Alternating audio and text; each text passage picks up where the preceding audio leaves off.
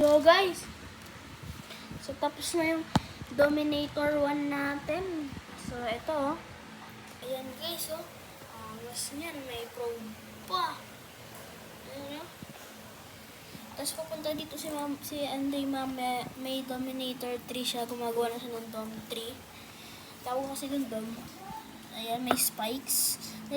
Customization na namin yan kasi wala naman talagang spikes yung original na Dominator 1. Kaya customization na namin yan. Kami na gumawa niyan, guys. Ayan o. May spikes siya, guys. Kasi malakas ulan dito sa amin dahil sa bagyong, kalimutan yung bagyo dito eh. Sa bagyong ano yata, dolphin o hangin sa bagat, kalimutan ko na eh. Tapos ayan, ito yung ilalim niya, guys. Ayan o.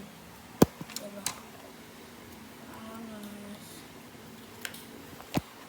May probe pa yan, guys. Probe pa yan.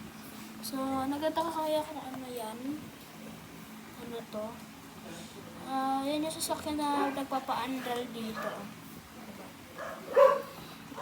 Dominator 1 yan, guys. Dominator 1. So, yun lang. See you na lang sa next video. See ya!